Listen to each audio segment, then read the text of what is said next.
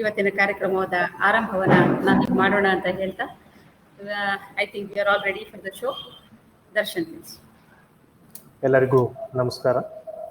ಈ ದಿನ ನಾವು ಭಾರತ ಸರ್ಕಾರದ ವಾರ್ತಾ ಮತ್ತು ಪ್ರಸಾರ ಸಚಿವಾಲಯದ ಅಡಿಯಲ್ಲಿ ಕಾರ್ಯನಿರ್ವಹಿಸುವ ಮೈಸೂರಿನ ಕ್ಷೇತ್ರ ಜನಸಂಪರ್ಕ ಕಾರ್ಯಾಲಯ ಮತ್ತು ಕರ್ನಾಟಕ ರಾಜ್ಯ ಮುಕ್ತ ವಿಶ್ವವಿದ್ಯಾಲಯ ವತಿಯಿಂದ ಆಯೋಜಿಸಿರುವ ಈ ವೆಬಿನಾರ್ ಕಾರ್ಯಕ್ರಮಕ್ಕೆ ನಿಮ್ಮೆಲ್ಲರಿಗೂ ಸ್ವಾಗತನ ಕೋರ್ತಾ ಇದ್ದೇನೆ. ಈ ಕಾರ್ಯಕ್ರಮಕ್ಕೆ ನಮಗೆ ಮೈಸೂರಿನ ಕೌಟಿಲ್ಯ ವಿದ್ಯಾಶಾಲಾ ಮತ್ತು ಅಪ್ನಾ ದೇಶ್ ಸಂಸ್ಥೆ ಕೂಡ ಸಹಯೋಗನ ಒದಗಿಸಿದೆ. ಸ್ನೇಹಿತರೆ, ನಿಮ್ಮೆಲ್ಲರಿಗೂ ತಿಳಿದಿರುವ ಹಾಗೆ ಭಾರತ ಸರ್ಕಾರ ಮತ್ತೊಂದು ವಿನೂತನವಾದ ರಾಷ್ಟ್ರೀಯ ಶಿಕ್ಷಣ ನೀತಿಯನ್ನು ರೂಪಿಸಿದೆ. ಈ ರಾಷ್ಟ್ರೀಯ ಶಿಕ್ಷಣ ನೀತಿಯಲ್ಲಿ ಏನೇನಿದೆ ಎನ್ನುವುದರ ಬಗ್ಗೆ ಈ ವೆಬಿನಾರ್ ಅಲ್ಲಿ ನಾವು ಇವತ್ತಿನ ಚರ್ಚೆ ಮಾಡೋಣ. ಮೊದಲಿಗೆ ಈ ಕಾರ್ಯಕ್ರಮದ ಬಗ್ಗೆ ಹಾಗೂ ಈ ವೆಬಿನಾರ್ಗೆ ಆಗಮಿಸಿರುವಂಥ ತಮ್ಮೆಲ್ಲರನ್ನ ಸ್ವಾಗತಿಸುತ್ತಿದ್ದಾರೆ ನಮ್ಮ ಇಲಾಖೆಯ ಹಿರಿಯ ಅಧಿಕಾರಿಗಳು ಹಾಗೂ ಉಪನಿರ್ದೇಶಕರು ಆಗಿರುವಂತಹ doctor T C Purnima madam. ಎಲ್ಲರಿಗೂ ಮತ್ತೊಮ್ಮೆ ನಮಸ್ಕಾರ. ಈಗಾಗಲೇ ನಾವು ಹೇಳಿರೋ ಹಾಗೆ ರಾಷ್ಟ್ರೀಯ ಶಿಕ್ಷಣ ನೀತಿ 2020 ಇದನ್ನ ಕುರಿತಾಗಿ ನಾವು ಈಗಾಗಲೇ ಭಾರತ ಸರ್ಕಾರದ ಕ್ಷೇತ್ರ ಜನಸಂಪರ್ಕ ಕಾರ್ಯಾಲಯ ಹಾಗೂ ಕರ್ನಾಟಕ ರಾಜ್ಯ ಮುಕ್ತ ವಿಶ್ವವಿದ್ಯಾನಿಲಯದ ವತಿಯಿಂದ ಈ ಮುನ್ನ ಒಂದು ವೆಬಿನಾರ್ ಅನ್ನ ಮಾಡಿದ್ವಿ. ಅದಕ್ಕೆ ಸಹಯೋಗದಲ್ಲಿ ನಮಗೆ ಮೈಸೂರಿನ ಕೌಟಿಲ್ಯ ವಿದ್ಯಾಲಯ ಹಾಗೂ ಮೈಸೂರು ಚಾಪ್ಟರ್ನ ಅಪ್ನಾ ದೇಶ್ ಸಂಸ್ಥೆ ನೆರವನ್ನು ಕೊಟ್ಟಿದೆ. ಆ ವೆಬಿನಾರ್ ಮಾಡುವ ಹಂತದಲ್ಲಿ ನಮ್ಮಲ್ಲಿ ಎಷ್ಟು ಪ್ರಮಾಣದ ಮಾಹಿತಿ ಇತ್ತು ಮತ್ತು ವಿಚಾರ ವಿನಿಮಯ ಆಗ್ತಾ ಇತ್ತು, ಅದ್ರ ಜೊತೆಗೆ ನಮ್ಮ ಪಾರ್ಟಿಸಿಪೆಂಟ್ಸ್ರ ಉತ್ಸುಕತೆ ಎಷ್ಟಿತ್ತು, ಅವರಿಗೆ ಇನ್ನೂ ಮಾಹಿತಿ ಬೇಕು, ಮಗದಷ್ಟು ಸಿಗ್ತಾ ಇರುವಂತಹ ಈ ಮಾಹಿತಿ ಬೇಕು ಅನ್ನುವಂಥದ್ದಿತ್ತು. ಆದರೆ ನಮಗೆ ಸಮಯದ ಮಿತಿ ಇತ್ತು ಅನ್ನುವಂತಹ ಕಾರಣಕ್ಕಾಗಿ ಆ ಕಾರ್ಯಕ್ರಮವನ್ನು ನಾವು ಅರ್ಧಕ್ಕೆ ನಿಲ್ಲಿಸಿದಂಥ, ಅಪೂರ್ಣಗೊಳಿಸಿದಂತಹ ಒಂದು ಸ್ಥಿತಿಯಲ್ಲಿ ಎದ್ದು ಹೋಗಿದ್ವಿ. ಆ ದಿನ ನಾವು ಮಾತು ಕೊಟ್ಟಿದ್ವಿ, ಇದೇ ತಂಡದ ಜೊತೆ ಮತ್ತೆ ನಾವು ಬಂದು ನೀವು ಕೇಳಿದಂತಹ ಇನ್ನಷ್ಟು ಮಾಹಿತಿಯನ್ನ ಮತ್ತು ರಾಷ್ಟ್ರೀಯ ಶಿಕ್ಷಣ ನೀತಿ ಆಮೂಲಾಗ್ರವಾಗಿ ತರ್ತಾ ಇರುವಂತಹ ಎಲ್ಲ ಬದಲಾವಣೆಗಳ ಬಗ್ಗೆ ನಿಮ್ಮ ಜೊತೆ ಮತ್ತಷ್ಟು ಹಂಚ್ಕೋತೀವಿ ಅನ್ನುವಂತಹ ಭಾಷೆಯನ್ನು ಕೊಟ್ಟಿದ್ವಿ, ವಚನವನ್ನು ಕೊಟ್ಟಿದ್ವಿ. ಅದರ ಅನುಸಾರ ನಾವಿವತ್ತು ನಿಮ್ಮ ಮುಂದೆ ಮತ್ತೆ ಬಂದಿದ್ದೇವೆ. ಅದೇ ತಂಡ ನಮ್ಮ ಜೊತೆಗಿದೆ. ಸ್ನೇಹಿತರೆ, ನಮ್ಮ ಮೊದಲ ವೆಬಿನಾರ್ ಕಾರ್ಯಕ್ರಮದಲ್ಲಿ ನಾವು ಮುಖ್ಯವಾಗಿ ರಾಷ್ಟ್ರೀಯ ಶಿಕ್ಷಣ ನೀತಿ 2020 ಇದರಲ್ಲಿ ಏನಿದೆ ಅನ್ನುವಂತಹದನ್ನ ಪರಾಮರ್ಶೆ ಮಾಡಿದ್ವಿ. KSOUನ ಮಾನ್ಯ ಕುಲಪತಿಗಳಾದಂತಹ ಡಾಕ್ಟರ್ ಎಸ್ ವಿದ್ಯಾಶಂಕರ್ ಅವರು ಉನ್ನತ ಶಿಕ್ಷಣದಲ್ಲಿ ಏನೇನು ಬದಲಾವಣೆಗಳನ್ನ, ಏನೇನು ಹೊಸತನವನ್ನ, ವಿನೂತನತೆಯನ್ನ ತರೋದಕ್ಕೆ ಈ ಶಿಕ್ಷಣ ನೀತಿಯಲ್ಲಿ ಕಾರ್ಯಸೂಚಿಯನ್ನ ಅಳವಡಿಸಲಾಗಿದೆ ಅನ್ನುವುದರ ಬಗ್ಗೆ ವಿಶಾಲವಾದಂತಹ ದೃಷ್ಟಿಕೋನವನ್ನ ಹರಿಸಿದ್ರು. ಆದ್ರೆ ಅದು ಇನ್ನಷ್ಟು ವಿಶಾಲವಾಗಿತ್ತು, ಸಮಯ ಸಾಕಾಗ್ಲಿಲ್ಲ ಅಂತ ಈಗಾಗಲೇ ಹೇಳಿದ್ದೀನಿ. ಅದೇ ರೀತಿ ಕೌಟಿಲ್ಯ ವಿದ್ಯಾಲಯದ ಹಿರಿಯ ಪ್ರಾಂಶುಪಾಲರಾಗಿರುವಂತಹ ಜೊತೆಗೆ ಶಿಕ್ಷಣ ತಜ್ಞರಾಗಿರುವಂತಹ ಡಾಕ್ಟರ್ ಎಲ್ ಸವಿತಾ ಅವರು ಪ್ರಾಥಮಿಕ ಶಿಕ್ಷಣದಲ್ಲಿ ಮಕ್ಕಳಿಗೆ ಏನೇನು ರೀತಿಯ ಕಲಿಕಾ ಸವಲತ್ತುಗಳನ್ನ ಕೊಡಬೇಕು, ವಿದ್ಯಾಭ್ಯಾಸ ಯಾವ ನಿಟ್ಟಿನಲ್ಲಿ ಯಾವ ದಿಕ್ಕಿನಲ್ಲಿ ಸಾಗಬೇಕು, ಹೊಸ ಕ್ಷಿತಿಜದ ಕಡೆಗೆ ನಾವು ಹೇಗೆ ಹೋಗ್ಬೇಕು ಅನ್ನುವಂತಹ ವಿಚಾರಗಳನ್ನ ತಮ್ಮ ಪ್ರೆಸೆಂಟೇಷನ್ ಅಲ್ಲಿ, ಉಪನ್ಯಾಸದಲ್ಲಿ ಮಂಡನೆ ಮಾಡಿದ್ರು. ಆದ್ರೆ ಈ ದಿನ ಅದರ ಮುಂದುವರಿದ ಭಾಗವಾಗಿ 2ನೇ ಎಪಿಸೋಡ್ನಲ್ಲಿ ನಾವಿವತ್ತು ಈ ರಾಷ್ಟ್ರೀಯ ಶಿಕ್ಷಣ ನೀತಿಯನ್ನ ಅಳವಡಿಸೋದಕ್ಕೆ ಇರುವಂತಹ ಕಗ್ಗಂಟುಗಳೇನು, ಅಥವಾ ಈ ಹಿಂದೆ ಅದು ಯಾವ ಒಂದು ಸಂಕೋಲೆಗಳಲ್ಲಿ ಸಿಕ್ಕೊಂಡಿತ್ತು, ಅದರಲ್ಲಿ ಏನು ಸೂಕ್ಷ್ಮತೆಗಳಿದ್ವು. ಸಂಪೂರ್ಣವಾಗಿ ನಮ್ಮ ಶಿಕ್ಷಣ ನೀತಿ ಚೆನ್ನಾಗಿರ್ಲಿಲ್ಲ ಅಂತ ಅಲ್ಲ ಇದರ ಅರ್ಥ. ಆದ್ರೆ ಅದಕ್ಕಿರಬಹುದಾಗಿದ್ದಂತಹ ಕೆಲವು ಮುಳ್ಳುಗಳು, ಅದಕ್ಕೆ ಹೊಸತನವನ್ನು ತರುವಾಗ ಏನೋ ಸರಿ ಇರ್ಲಿಲ್ಲ ಅಂತಾನೆ ಹೊಸತು ಮಾಡಕ್ ಹೋಗಿರ್ತೀವಲ್ಲ, ಆ ಹಿನ್ನೆಲೆಯಲ್ಲಿ ಏನೇನು ತೊಡಕುಗಳಿದ್ವು, ಆ ತೊಡಕುಗಳನ್ನ ನಿವಾರಣೆ ಮಾಡ್ಕೊಳ್ಳೋದು ಹೇಗೆ, ಆ ಕಗ್ಗಂಟುಗಳನ್ನ ಬಿಡಿಸ್ಕೊಳ್ಳೋದು ಹೇಗೆ ಅನ್ನೋದು, ಅದರ ಜೊತೆಗೆ ಇದನ್ನ ಹೊಸದಾಗಿ ಅನುಷ್ಠಾನ ಮಾಡ್ಬೇಕಾದ್ರೆ ಹೇಗೆ ಮಾಡ್ಬೇಕು. ಅನುಷ್ಠಾನವೂ ಕೂಡ ಸುಲಭದ ಕಾರ್ಯ ಅಲ್ಲ. ಯಾಕಂದ್ರೆ ಇಡೀ ಜನಾಂಗದ ಜನ ಪೀಳಿಗೆಗಳ ಮೈಂಡ್ ಸೆಟ್ ಅನ್ನ ಚೇಂಜ್ ಮಾಡ್ಕೊಳ್ತಾ, ಆ ಮೈಂಡ್ ಸೆಟ್ಗೆ ಹೊಂದಿಕೆಯನ್ನ ಮಾಡ್ಕೊಳ್ತಾ ಈ ಶಿಕ್ಷಣ ನೀತಿ ಜಾರಿಗೆ ಬರಬೇಕಾಗಿದೆ, ವಿದ್ಯಾಭ್ಯಾಸ ಕ್ರಮ ಜಾರಿಗೆ ಬರಬೇಕಾಗಿದೆ. ಈ ಹಿನ್ನೆಲೆಯಲ್ಲಿ ಯಾವ ರೀತಿಯಲ್ಲಿ ಅನುಷ್ಠಾನ ಕ್ರಮವನ್ನ ನಾವು ಕೈಗೊಳ್ಳಬೇಕು ಅನ್ನುವಂಥದ್ದು, ಒಂದು ಕಗ್ಗಂಟುಗಳನ್ನ ಬಿಡಿಸ್ಕೊಳ್ಳೋದು, ತೊಡಕುಗಳನ್ನ ನಿವಾರಣೆ ಮಾಡ್ಕೊಳ್ಳೋದು, ಮತ್ತು ಇದು ಸುಗಮವಾಗಿ ಹರ್ಕೊಂಡು ಮುಂದಕ್ಕೆ ಹೋಗುವ ಹಾಗೆ ಮತ್ತೊಂದು ದಿಕ್ಕನ್ನ ಅದಕ್ಕೆ ತೋರಿಸುವಂಥದ್ದು ಅನುಷ್ಠಾನ. ಹೇಗೆ ಅನ್ನುವಂಥದ್ದನ್ನ ಇವತ್ತಿನ ವೆಬಿನಾರ್ನಲ್ಲಿ ನಾವೆಲ್ಲ ಚರ್ಚೆ ಮಾಡೋದಕ್ಕೆ ಅಂತ ಹೇಳಿ ಇದಕ್ಕೆ ಬಂದಿದ್ದೇವೆ. KSOUನ ಮಾನ್ಯ ಕುಲಪತಿಗಳು ಅವರು ಇನ್ನೂ ನಮ್ಮನ್ನ ಜಾಯಿನ್ ಆಗಬೇಕಾಗಿದೆ. ಈಗಾಗಲೇ ಡಾಕ್ಟರ್ ಸವಿತಾ ಅವರು ನಾನು ಹೇಳಿದ ಹಾಗೆ ಕೌಟಿಲ್ಯ ವಿದ್ಯಾಲಯದ ಹಿರಿಯ ಪ್ರಾಂಶುಪಾಲರಾಗಿದ್ದಾರೆ, ಸ್ವತಃ ಶಿಕ್ಷಣ ತಜ್ಞರಾಗಿದ್ದಾರೆ ಮತ್ತು ತುಂಬಾ ಅತಿಶಯವಾದಂತಹ ಆಸಕ್ತಿ ಮತ್ತು ಸೃಜನಾತ್ಮಕತೆ, ಕ್ರಿಯೇಟಿವಿಟಿ ಜೊತೆಗೆ ಅವರು ತಮ್ಮ ಶಾಲೆಯ ಮಕ್ಕಳಿಗೆ ಪ್ರೋತ್ಸಾಹವನ್ನ ಮತ್ತು ಬೆಳವಣಿಗೆಯನ್ನ ಎರಡಕ್ಕೂ ದಾರಿಯನ್ನ ಮಾಡಿಕೊಟ್ಟಿದ್ದಾರೆ. ಅಂತಹ ಸವಿತಾ ಅವರು ಡಿಲಿಟ್ ಪದವೀಧರರಾಗಿದ್ದಾರೆ. ಅವರಿಗೆ ಅವರ ಪರ್ಸೆಪ್ಷನ್ ಆಫ್ ಎಜುಕೇಶನ್ ಸ್ವಲ್ಪ ಡಿಫರೆಂಟ್ ಆಗಿದೆ ಅಂತ ನಾನು ಯಾವತ್ತು ಭಾವಿಸ್ಕೊಳ್ತೀನಿ ಅವ್ರ ಮಾತನ್ನು ಕೇಳ್ತಾ ಇರುವಾಗ. ಆದ್ರೆ ಅವರೆಲ್ಲೂ ಸರ್ಕಾರದ ಆಲೋಚನೆಗಳಿಂದ ದೂರ ಹೋಗಿರೋದಿಲ್ಲ. ಪ್ರಾಯಶಃ ಈ ಅವರಲ್ಲಿ ಇರುವಂತಹ ದೃಷ್ಟಿಕೋನಗಳೇನಿದೆ ಅದು ಸರ್ಕಾರಕ್ಕೂ ಕೂಡ ಅಗತ್ಯವೇನೋ ಅಂತ ನಾನು ಕೆಲವೊಂದು ಸಂದರ್ಭಗಳಲ್ಲಿ ಅವರ ಹತ್ರ ಇಂಟಿಮೇಟ್ ಆಗಿ ಮಾತಾಡುವಾಗ ಅನ್ಕೊಂಡಿರ್ತೀನಿ. ಹಾಗಾಗಿ ಆ ಸವಿತಾ ಅವರು ಇವತ್ತು ನಮ್ಮ ಜೊತೆ ಏನೆಲ್ಲ ಮಾಹಿತಿಯನ್ನ ನಮ್ಗೆ ಕೊಡಬಹುದು, ಅನುಷ್ಠಾನ ಕ್ರಮದ ಬಗ್ಗೆ ಏನೇನನ್ನ ಹೇಳ್ಬಹುದು, ಪ್ರಾಥಮಿಕ ಶಿಕ್ಷಣವನ್ನ ಕುರಿತಾಗಿ ಅವರ ದೃಷ್ಟಿಕೋನಗಳು ಇನ್ನೇನೇನಿವೆ ಅನ್ನೋದನ್ನ ನಾವಿಲ್ಲಿ ತಿಳ್ಕೊಳ್ಳೋಣ ಅಂತ ಹೇಳ್ತಾ ಸವಿತಾ ಅವರಿಗೆ ನಾನು ಮೊದಲನೇದಾಗಿ ಸ್ವಾಗತವನ್ನ ಬಯಸ್ತೇನೆ. ಅದ್ರ ಜೊತೆಗೆ KSOU ಕುಲಪತಿಗಳು ಅವರು ಬರಲಿ ಅಂತ ಹೇಳಿ ಕಾಯ್ದಿದ್ದೇನೆ. ಇನ್ನೊಂದು ಬೆಂಗಳೂರಿಗೆ ಹೋಗಿದ್ದಾರೆ, ಇನ್ನೊಂದು 10 ನಿಮಿಷದಲ್ಲಿ ಜಾಯಿನ್ ಆಗ್ತೀನಿ ಅಂತ ಹೇಳಿದ್ದಾರೆ.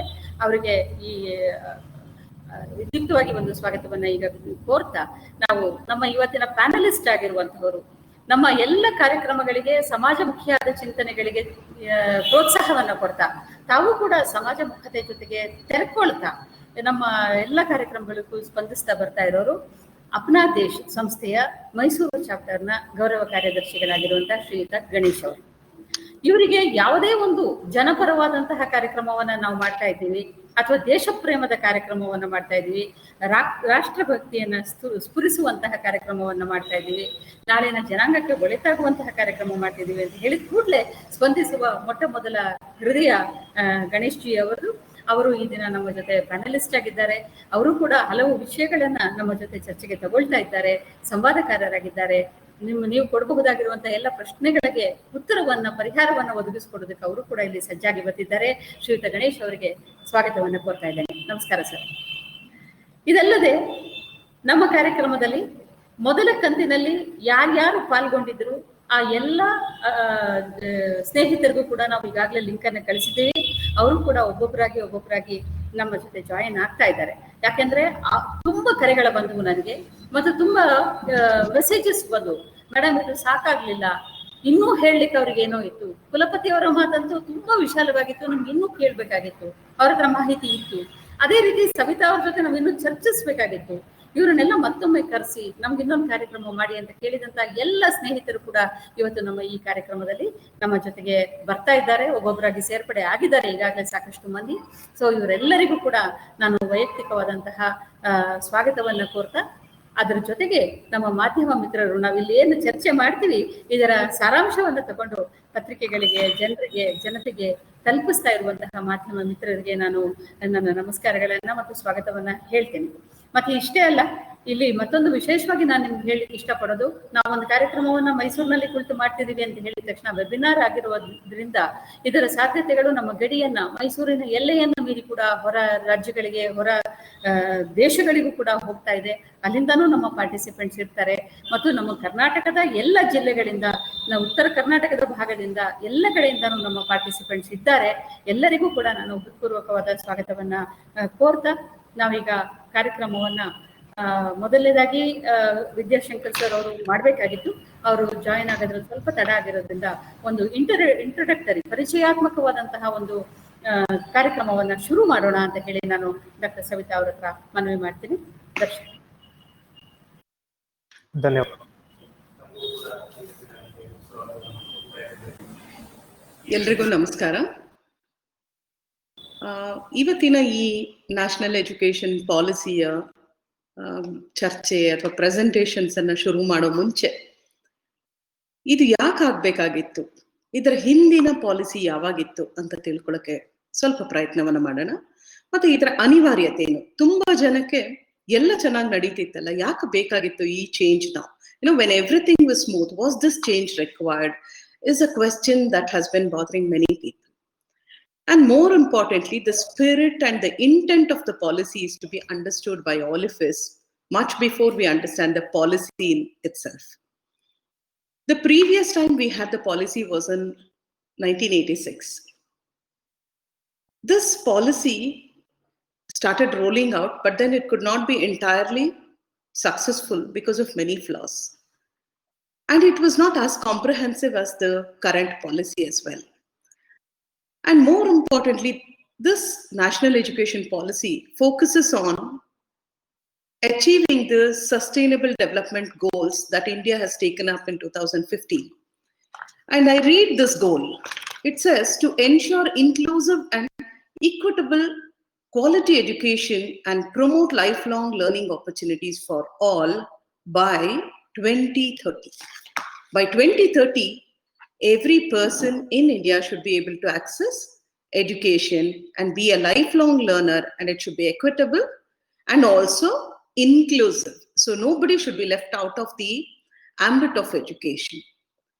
Hence, this comprehensive policy, which looks really too ambitious, and there is also doubt if a policy of this expanse, this detail, hasn't been presented so far in India. And this national education policy hasn't left any sphere of education untouched, be it the early childhood care education or teacher education, technical education, higher education, you name it, they have it all in the policy.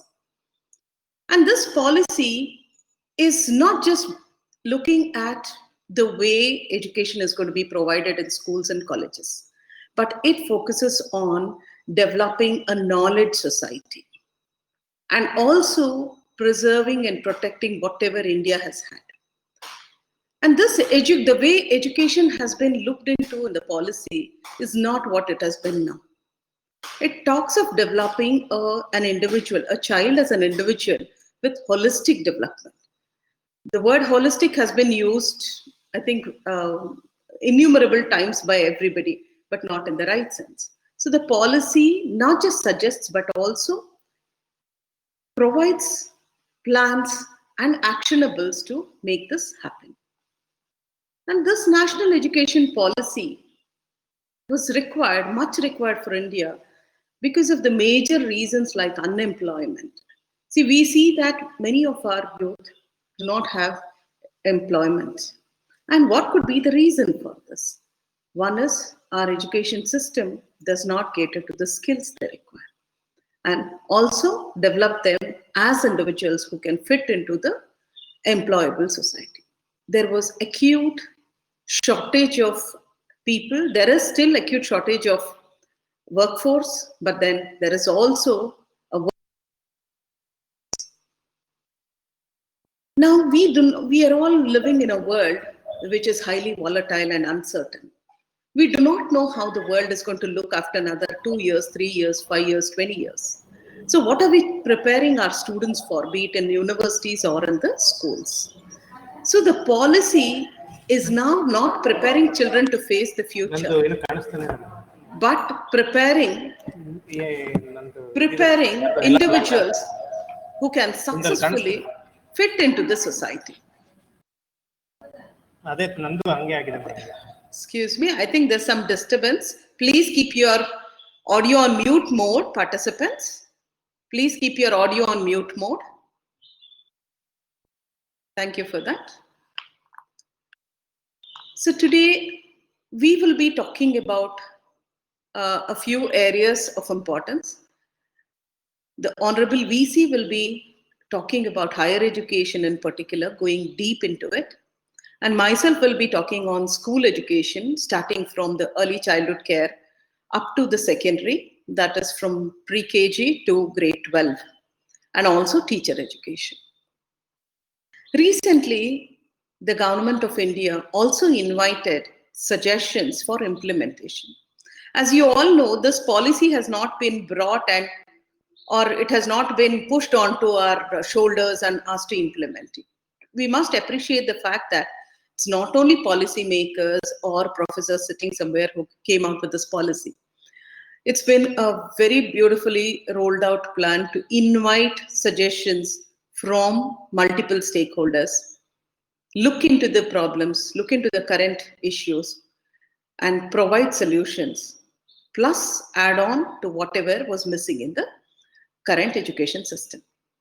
So now if we look at the various areas where suggestions were required, we all principals and teachers, and I'm sure professors, were also asked to send in suggestions for implementation of this plan, because this is a $1 million question. Your policy is excellent, but then are we really going to be able to roll this plan out? So this is not a fly-by-night operation. They are not intending to get the whole national education policy in place in the next 1 or 2 years. There's been a roadmap for this. It talks of 2020 to 2030. By 2030, we should have achieved every small thing suggested in the national education policy. So there is a timeline created, and for each of the sectors, there is a deadline given, and by then it has to be rolled out. And implementation, I think, is the biggest challenge that anybody is going to face. It's very easy to give suggestions, but when it comes to implementation, it has its own flaws in a diverse country like India. So they have about 6 stages in which implementation is going to happen. By the time our VC joins us, I think I'll just be talking about the phases in which it's going to be implemented and the plans for implementation. If the implementation has to happen in the right spirit and intent, see, it can just be done. Previously, there have been excellent policies which have been brought in, but we haven't been able to do justice to the spirit of the policy. This policy focuses on providing everyone, not leaving any child out, any student out of education. So if this has to happen in the true spirit and intent, the first thing is it has been phased into several steps. They have created steps very logically. Until the first step is completed, we are not going to go to the second step. So these steps are logically phased out. And not just phased out, prioritizing optimal sequencing to form a strong base.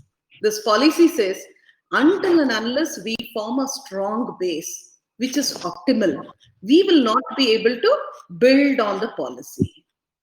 Then they talk of the comprehensiveness in implementation. It's not just the policy which is comprehensive, but the implementation plan is also as comprehensive as the plan. They have interconnected the various areas that they have spoken in the policy, and it also goes on moving holistically. It's not that any one vertical is going to be developed first and then the others will be taken up. It stays interconnected holistically, and then there is a full-fledged implementation policy. It's not going to be a piecemeal kind of it. And then they see, so it's not going to be handled only by the state government or only by the central government. So what's planned out for the implementation? Since education is on the concurrent list, there will be joint planning, joint monitoring, and collaborative implementation between the state and the central governments. And there will also be, it's not just enough if we implement it once. There has to be periodical or timely infusion of resources. See, this policy being so comprehensive and so ambitious demands a lot of resources. So many people have been questioning about the finances that are required for this policy to be implemented. Not just the finances, do we have the right manpower? Do we have the right resources? Do we have the right infrastructure? It's very, very easy to weave a plan, but then are we really ready for this plan to roll out? Of course, we are not ready now. The part of the percentage of GDP that we are spending for this policy, for education in the current day is very, very less. It's just close to around 2 to 3% of the GDP. Whereas the national education policy talks of 6% of the GDP being pumped into education. And education has been moved out of MHRD, and now we have the Department of Education. And education in itself will take, this department will take responsibility of the education of the nation. So the implementation plan is also in place, and there have been various boards entrusted with responsibilities of rolling out this plan. Like we have the CABE, the Central Advisory Board for Education. We have the National Testing Agency. All tests and the exams are going to be now under the National Testing Agency. And we are going to have Parak Madam, for sorry to assessment. interrupt you. That's okay. Please tell me. ನಮ್ಮ ಕುಲಪತಿಗಳಾದ doctor Vidyashankar ಅವರು ನಮ್ಮ ವೆಬಿನಾರ್ಗೆ join ಆಗಿದ್ದಾರೆ. ಅವ್ರಿಗೆ ಈ ಒಂದು ಅವ್ರಿಗೆ ಈ ಒಂದು ವೆಬಿನಾರ್ಗೆ ತಮ್ಮೆಲ್ಲರ ಪರವಾಗಿ ಹಾಗೂ ನಮ್ಮ ಇಲಾಖೆ ಪರವಾಗಿ ಆತ್ಮೀಯವಾದ ಸ್ವಾಗತವನ್ನು ಕೋರ್ತಾ ಇದ್ದೀನಿ ಸರ್. ಈ ಒಂದು ವೆಬಿನಾರಿನ ವಿಷಯವಾದ ರಾಷ್ಟ್ರೀಯ ಶಿಕ್ಷಣ ನೀತಿಯ ಬಗ್ಗೆ ತಮ್ಮ ವಿಚಾರವನ್ನ ಮಂಡಿಸಬೇಕಾಗಿ ಕೇಳ್ಕೊತಾ ಇದ್ದೀನಿ. ಸ್ವಾಗತವನ್ನ ಕೋರ್ತಾ ಇದ್ದೀವಿ. ನಮಸ್ಕಾರ ಎಲ್ಲರಿಗೂ ನಮಸ್ಕಾರ ಮೇಡಮ್. ಸರ್ ಕೇಳಿಸ್ತಾ ಇದೆ madam? I am audible to everyone? Yes sir, you are sir. Madam, sorry for first of all I express my sorriness for having joined late. I traveled from Mysore to Bangalore for some appointment.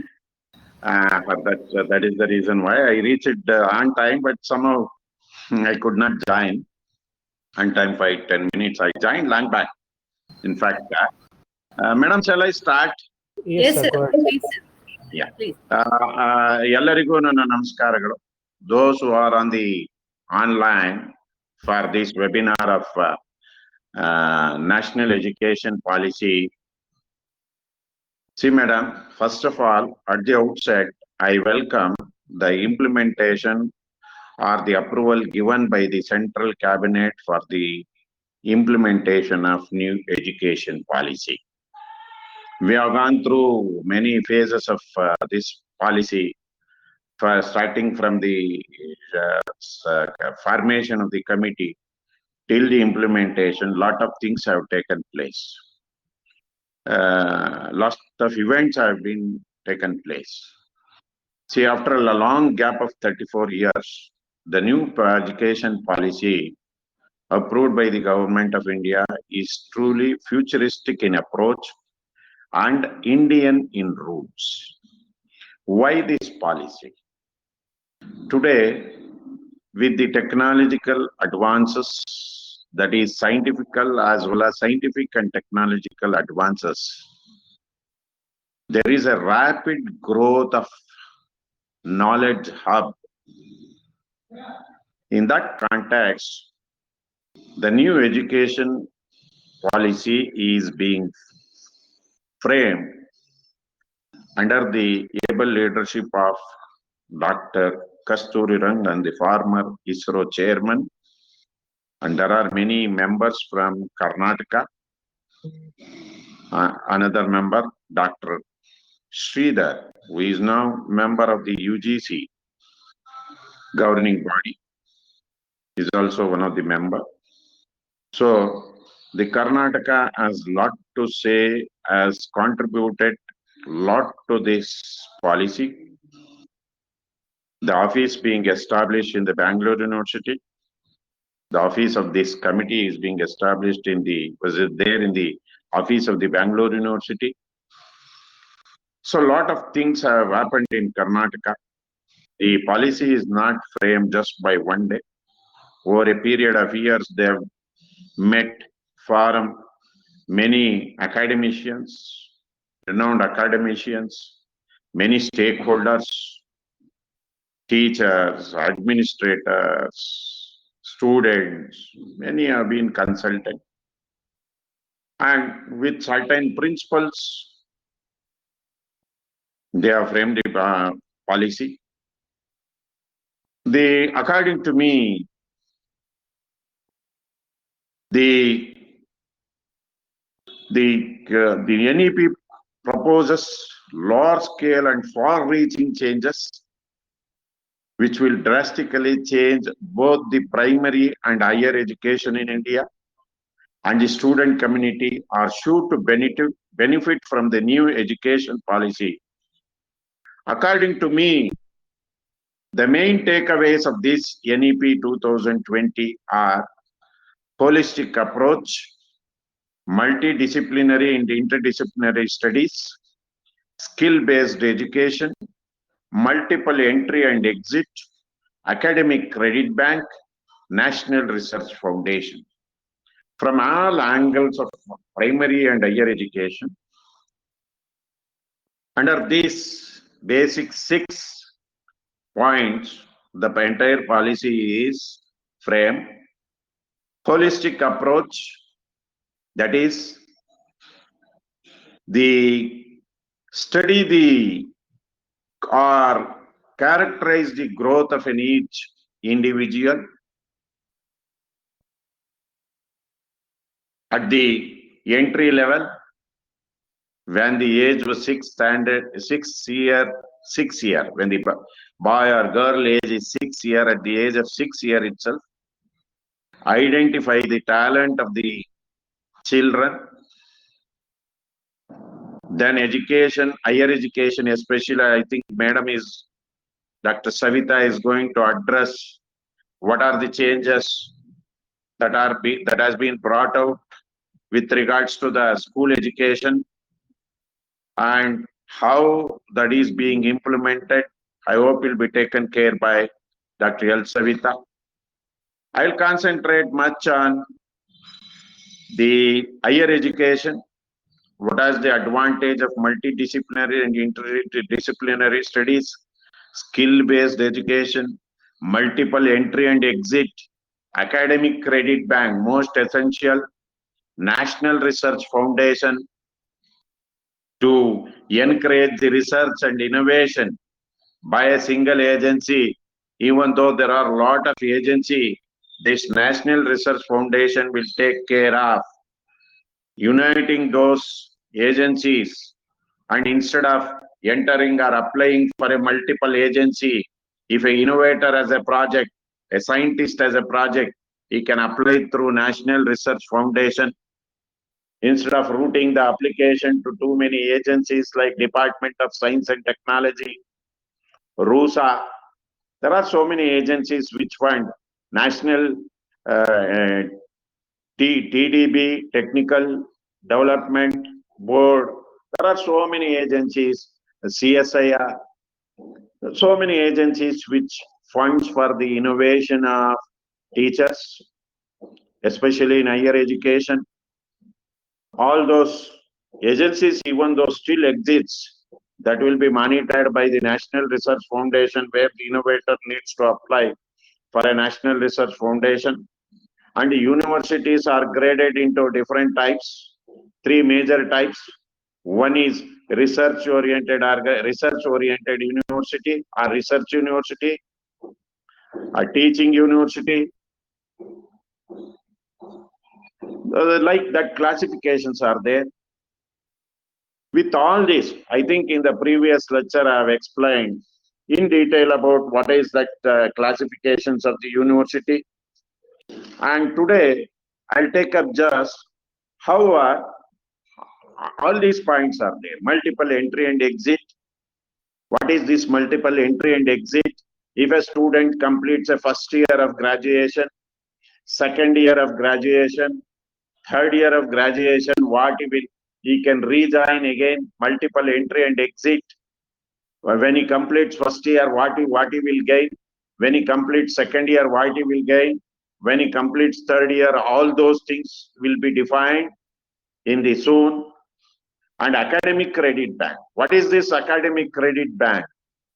See, now we know that choice-based credit system is there, which is being introduced in almost all the university, where a students, if he studies a particular hours of study, lectures, or listens and write the exam for a particular hour, say 40 hours, 56 hours, whatever the syllabus, number of hours of syllabus, then he will get some 3 credits.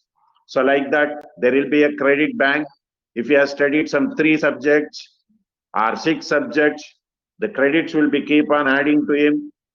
Whenever he wants to shift out of the university, 1 year he wants to do continuous studies here, and he wants to go back to study some other university elsewhere in the country, or elsewhere in the other country, then this academic credit bank will definitely help him to add to his next level of education. If he changes the university, or if he changes the university in the country, or if he changes the university outside the country, then skilled based multidisciplinary and interdisciplinary studies are the most important, especially when it comes to the technical side. When an engineer joins for a particular branch of engineering, there are a lot of branches are available in the engineering. If he joins an electrical engineer, all the 4 years they will study the electrical engineering. Instead of that, interdisciplinary is allowed. 2 years of electrical engineering plus 2 years of civil engineering will definitely add an engineer to become an electrical engineer and a civil engineer, or a computer science and information science, computer science and artificial intelligence. Interdisciplinary must be there, or an engineer can study the arts. There is no distinguish. So like that is called multidisciplinary and interdisciplinary studies, and then skill-based education. Today, this is what required. You see, with the growing technologies like artificial intelligence, machine learning, fuzzy logic, data science, many manual labors are going to be taken over by the machines. We are seeing today in the COVID situation, I think most of our population have seen what has happened in China, what is happening in India. The robots is being used. The pandemic, corona pandemic is so intensive. None of us doesn't want to go and meet the patients with the corona virus in his or her body. Then they use the robot. Robot is not a natural machine which is being created. It is an artificial one created by engineers to replace the work that is being done manually by a doctor or a nurse in the hospital. The machine, the robot performs all the duties of mankind or the skill. Then we see robot in the field of manufacturing. We see the robot in many fields. That means robot is designed by the engineers. Then there is a need to operate the robots. That means to say that there is a need to create a skill-based engineers rather than an ordinary engineers. Today we see industry is saying 10% of the engineers are eligible for an appointment. 90% of the engineers are not eligible. What is the reason behind it? What is the analysis behind that? Is none of them are suitable to do the skill-based activities. They are not trained with skill what is required for the industry. So the skill-based education will start from 12th standard itself. Whatever the skill area in which he or she is interested, the skill can be chosen. There are 1,900 or 2,000 skill-based programs are there, which are exist in the skill-based board of our Karnataka government. There is nobody is taking the skill education. Really, there is a need to enforce upon the student to learn the skill from the age of 15 years, that is when they are in 12th standard itself. That is what today the need of the hour. Then the international universities will be allowed to establish the universities. The India can establish the university outside our country. Already IITs have been given in instruction to start and establish IITs outside the country. So these are all the advantages of this new education policy. According to me, the success of NEP depends on the effective implementation of the same. Here are some of my observations regarding the NEP 2020, particularly with respect to the higher education. Revising the structure of the primary school education with emphasis on co-curricular activities will help the students to pursue their interest, resulting in holistic development. The proposal of setting up a national mission on foundational literacy and numeracy is apt and timely. However, it is important to frame curriculum as per global standards. If we want to make our students to compete at the global level, or to go in for their studies across outside the country, across the global, then it is very important to frame curriculum as per global standards. Stressing on the primary education in regional language mother tongue is a welcome step. However, the steps have to be taken to ensure that all the quality reading material in different subjects are available to the students in their local language. Obliterating division between the different streams and thirst on interdisciplinary and multidisciplinary approach in higher education will align our students with the global education system. Flexibility of subjects, credit transfer, and multiple entry-exit points will ensure that everyone can complete a college education and learn the subjects of their choice. Here it is important to see that ample career options are available to students due to multidisciplinary education. That is what the need of our today. Focus on research and in implementation of the same from the graduate level will enhance the research skill of our students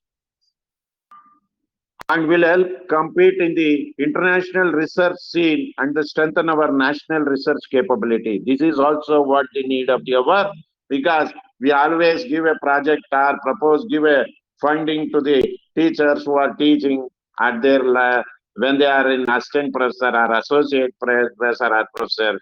No, that is not. There needs to be what is known as innovation culture to be inculcated at the younger age itself. That needs a seed must be grown in the beginning and then see that it is nurtured properly, and definitely there are a lot of people who are innovative at the young age itself. They don't find solution, but this education policy will provide an ample space for young mind to be an innovative.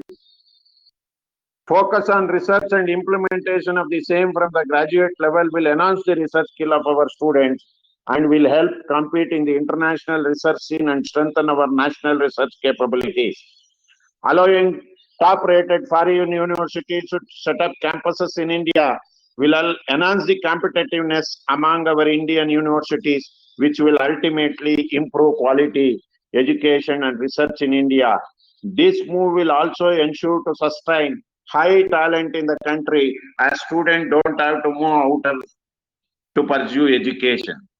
Extension of right to education to 18 years age will encourage more students to take up higher education. This will help in meeting the target of gross enrollment ratio of 50% by 2030. However, policy does not elaborate on the steps to be taken to address the reasons for school bar college dropping out. This is very important steps. We have to find out what is the addressing the reasons for school bar college dropout, which is happening in a large ratio in our country especially. A single regulator, next, a single regulator for higher education combining UGC and AICTE will ensure that higher education institute can start offering multidisciplinary courses as per the choice of the student. Conducting common entrance exam for all higher education institutes across the country will ensure a level playing ground for all students. Multiple exit options in degree courses supported with academic bank of credit will give a boost to vocational qualifications and practical knowledge and will provide a favorable environment for the students to plan their education and careers of interest. This will certainly help improve India's low gross enrollment ratio. What is the meaning of that? Multiple exit options after studying 1 year. Some students want to study some bridge course or 1 year course. He can exit this course and come back again and study. That is called multiple exit options. So this will lead, certainly help India's low gross enrollment ratio. The categorization of higher education institutions as research intensive, teaching intensive, and autonomous degree granting will help focus the institutes on their orientation and attract interested students, faculty accordingly. This will enable creation of the required ecosystem and focus. Earmarking 6% public investment of GDP in education sector will provide a much needed boost to teaching and research in the country, which will help to reclaim the position of knowledge superpower in coming days. However, in my opinion, 10% of GDP investment would have been more encouraging for fulfilling our long-term goals, particularly for upgrading the infrastructure of educational institutes. This is what the required. The reason being, we see lot of projects being funded by the industry to the universities, but we in the foreign countries, but none of the industries are funding projects, are giving projects of there to the research institutes at present. But this policy may change all those things and bring in more research into the university. When once the research, when the institutions are categorized as research intensive institute, teaching intensive institute, and autonomous degree granting will definitely emerge. More emphasis has to be given open distance learning, e-learning, digital content and capacity building, and online learning and virtual classroom should become accessible to every students in regional languages. Setting up of National Research Foundation is welcome. However, it should be ensured that some of our universities have some special provisions for research grant so that they can also compete, as well as the teachers of private colleges also must be given. I think this policy will never distinguish between a public university from the private university or private university from the public university. All universities are considered as equal, and definitely the formation of a research foundation, National Research Foundation, will attract the talent who are having an innovative mind to innovate new things, to create a patents. This is what the need of our, because we see very few patents are being filed in India when we compare the patents that are being filed in other countries like China, wherein there is a patent file for every minute. The patent is being filed in China or Japan, but in India it's not so. Very less patent being filed, which forms the part of the innovation. With these few words, since I need to join for some other meeting in the government, I conclude my this thing. If any queries are there, you can call me or you can send a mail to me. My mail is svs_isge@yahoo.co.in. This is my personal mail ID.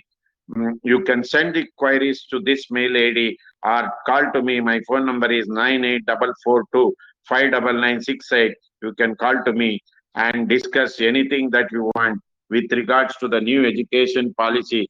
There is a lot of discussion is going on because recently, yesterday, the Honorable President of India and the Prime Minister of India addressed all the Vice Chancellor, Chancellors, Education Ministers of this of the entire states, all the different states yesterday, and the President also addressed, and then Education Minister, the policy makers, all of them are addressed, highlighting the importance of this policy and the need of an hour of how to implement this policy. And soon had a discussion with our Honorable Chancellor has also called a meeting of all the Vice Chancellors of the State University on 5th on 2nd of this month, and also discussed along with the education minister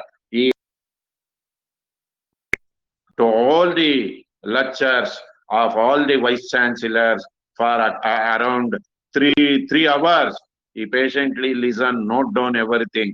And now our state government, Karnataka state government, is in already soon, I think in another week, they have already formed a task force.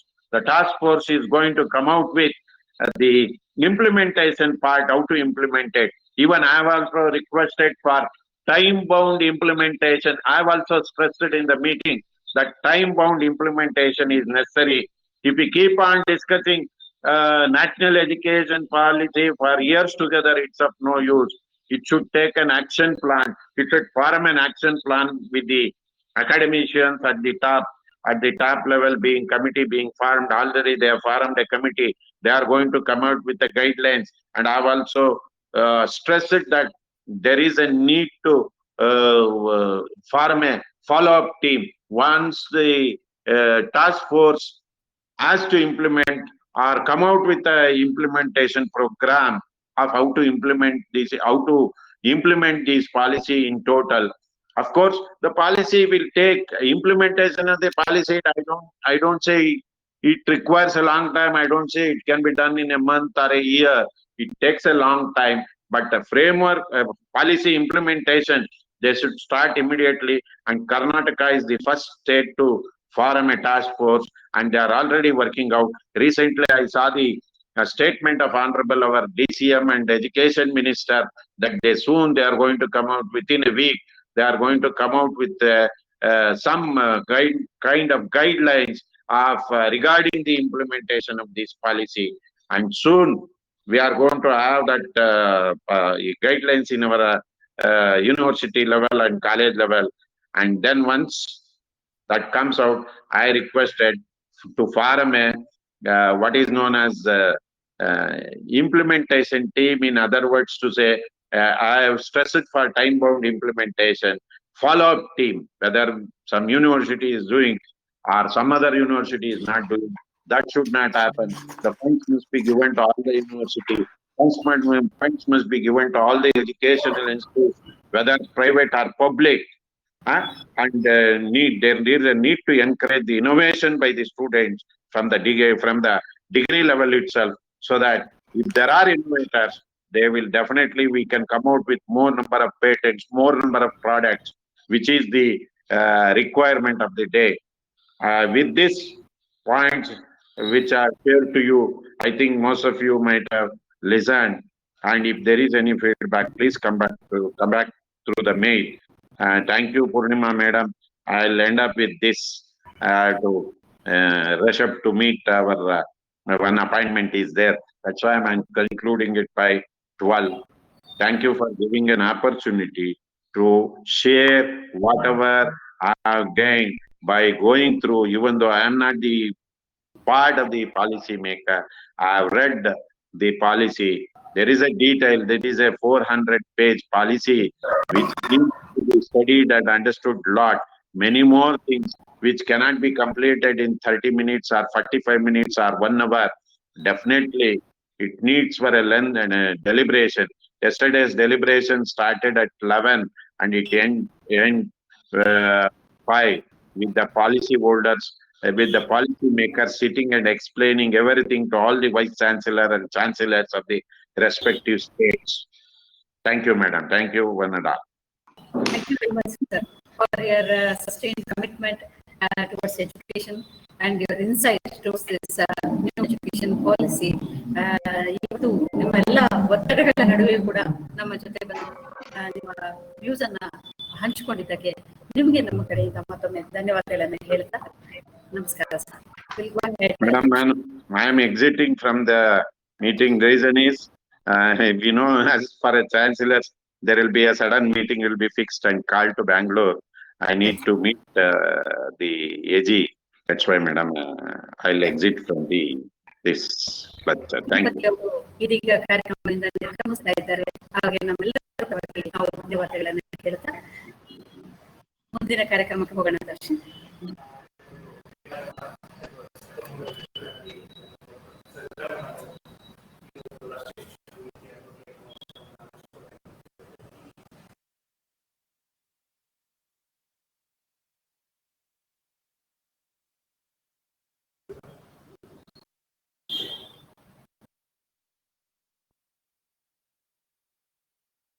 Savita ಅವರು line ಇದ್ದಾರೆ ಅನ್ಕೊಂಡಿದ್ವಿ.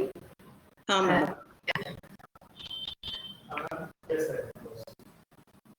Purnima madam, can I start? Connect ಆಗಿ ನೀವು you can present. Mr. Darshan, can you enable me to start my presentation?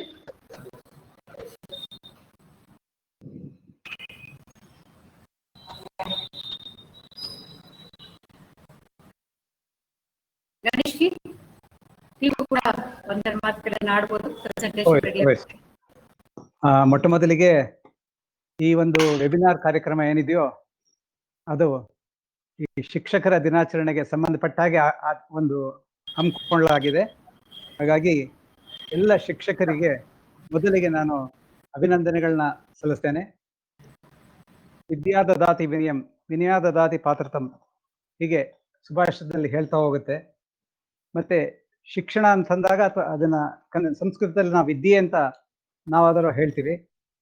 ಅದಕ್ಕೆ ಒಂದು ಸಂಸ್ಕೃತದ ಶ್ಲೋಕ ಈ ರೀತಿ ಇದೆ: ವಿದ್ಯಾ ನಾಮ ನರಸ್ಯ ರೂಪಮಧಿಕಂ ಪ್ರಚ್ಛನ್ನಂ ಗುಪ್ತಂ ಧನಂ, ವಿದ್ಯಾ ಭೋಗಕರಿ ಯಶಸ್ಸುಖಕರಿ ವಿದ್ಯಾ ಗುರುಣಾಂ ಗುರುಹು, ವಿದ್ಯಾ ಬಂಧುಜನೋ ವಿದೇಶ ಗಮನೆ ವಿದ್ಯಾ ಪರಾ ದೇವತಾ, ವಿದ್ಯಾ ರಾಜ ಸುಪೂಜ್ಯತೆ ನತು ಧನಂ ವಿದ್ಯಾ ವಿಹೀನ ಪಶುಹು ಅಂತ. ಅಂದ್ರೆ ವಿದ್ಯೆ ಎನ್ನುವುದು ಮನುಷ್ಯನಿಗೆ ವಿಶೇಷವಾದ ಒಂದು ರೂಪವನ್ನ ಕೊಡುತ್ತೆ. ಅದು ಅವನು ಬಚ್ಚಿಟ್ಟು ಕಾಪಾಡಿದ ನಿಧಿ ಆಗತ್ತೆ. ವಿದ್ಯೆಯಿಂದ ವಶನಗಳನ್ನ ಅಂದ್ರೆ ನಾವು ಊಟ ಮಾಡೋದಕ್ಕಾಗ್ಲಿ ಬದುಕಕ್ಕಾಗ್ಲಿ ಅದನ್ನ ಉಪಯೋಗಿಸ್ಕೊಳ್ತೀವಿ ಆ ವಿದ್ಯೆಯಿಂದನೇ. ಕೀರ್ತಿ ಕೂಡ ಈ ವಿದ್ಯೆಯಿಂದ ದೊರಕುತ್ತೆ. ಬಂಧುಗಳಿಂದ ಸಹಾಯ ಕೂಡ ಸಿಗತ್ತೆ. ಅಲ್ಲದೆ ಇದೊಂದು ಇಷ್ಟಾರ್ಥವನ್ನು ಒದಗಿಸುವ ಪರದೈವ, ರಾಜಗೌರವ ವಿದ್ಯೆಗಿದೆಯೇ ಹೊರತು ಹಣಕ್ಕಿಲ್ಲ. ಹಾಗಾಗಿ ವಿದ್ಯೆ ಇಲ್ಲದಿದ್ದವನು ಪಶುಗೆ ಸಮಾನ ಅಂತ ಹೇಳ್ತಾರೆ. ಹಾಗಾಗಿ ಈ ಒಂದು ಸಂದರ್ಭದಲ್ಲಿ ಎಲ್ಲ ಶಿಕ್ಷಕರಿಗೆ ಮತ್ತೊಮ್ಮೆ ಧನ್ಯವಾದಗಳನ್ನ ಅರ್ಪಿಸ್ತಾ, ಈ ಹೊಸ ಶಿಕ್ಷಣ ನೀತಿ ಆದಷ್ಟು ಬೇಗ ಜಾರಿಗೆ ಬರಲಿ ಅಂತ ನಾನು ಸರ್ಕಾರಕ್ಕೆ ಮತ್ತೆ ಎಲ್ಲ ಕನ್ಸರ್ನ್ ಯಾರಿದ್ದಾರೋ ಅವರೆಲ್ಲರಿಗೂ ಒಂದು ಅಪೀಲ್ ಮಾಡ್ತಾ ನಾನು ನನ್ನ ಮಾತನ್ನ ಈಗ ಸದ್ಯಕ್ಕೆ ವಿರಾಮ ಕೊಡ್ತೇನೆ. ಡಾಕ್ಟರ್ ಸವಿತಾರವರು ಪ್ರೆಸೆಂಟೇಷನ್ ಶುರು ಮಾಡ್ಬೋದು. ನಮಸ್ಕಾರ. ಗಣೇಶಣ್ಣ ಅವರು ಈಗಷ್ಟೇ ಹೇಳಿದ್ರು ಟೀಚರ್ಸ್ ಡೇ ಶುಭಾಶಯ ಅಂತ ಹೇಳಿ. ನನಗೆ ಬಹಳ ಖುಷಿ ಆಗ್ತಿದೆ. ಒಂದು ವಿಷಯವನ್ನ ನಾನು ಮೊನ್ನೆ ಕಸ್ತೂರಿ ರಂಗನ್ ರವರ ಬಾಯಲ್ಲಿ, ಅಂದ್ರೆ ಈ ಕಮಿಟಿಯ ಏನು ಚೇರ್ಮನ್ ಇದ್ರು ಕಸ್ತೂರಿ ರಂಗನ್ ಅವರು, ಡಾಕ್ಟರ್ ಕಸ್ತೂರಿ ರಂಗನ್ ಅವ್ರು ಹೇಳಿದ್ರು, ಈ ಪಾಲಿಸಿಯ ಹೃದಯ ಅಂತ ಯಾವ್ದನ್ನ ಇಟ್ಕೊಂಡಿದೀವಿ ಅಂತ ಹೇಳಿದ್ರು.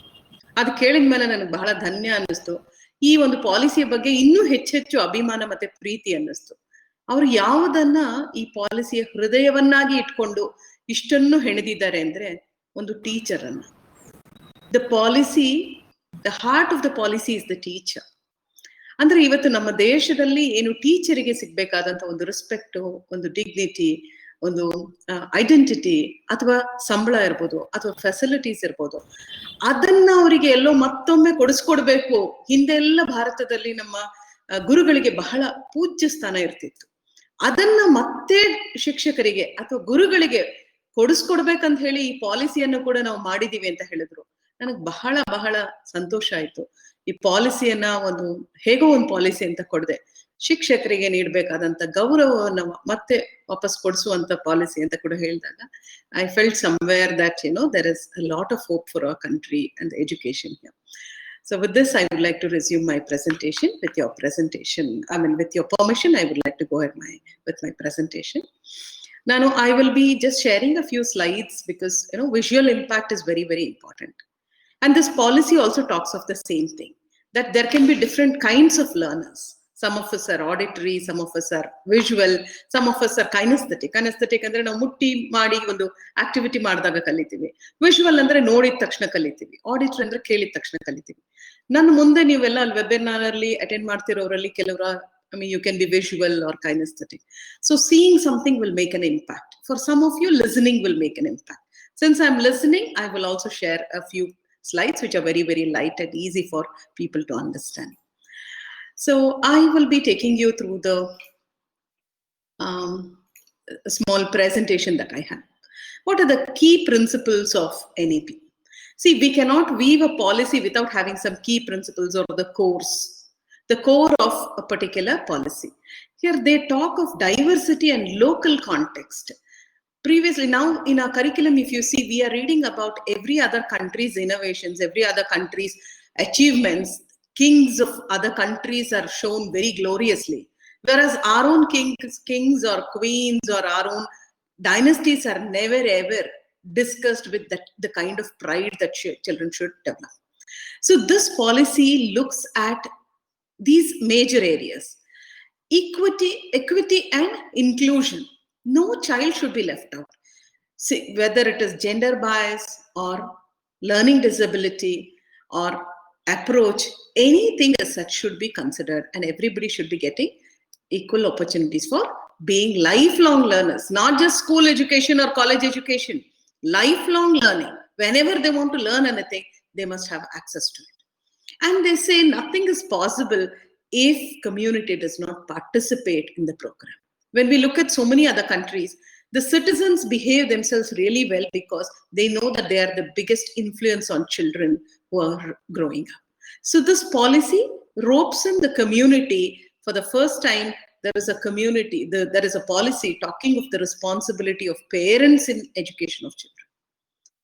It was previously only the SDMCs and the other bodies in the town of a school or in the vicinity. But now here we see participation of community and use of technology.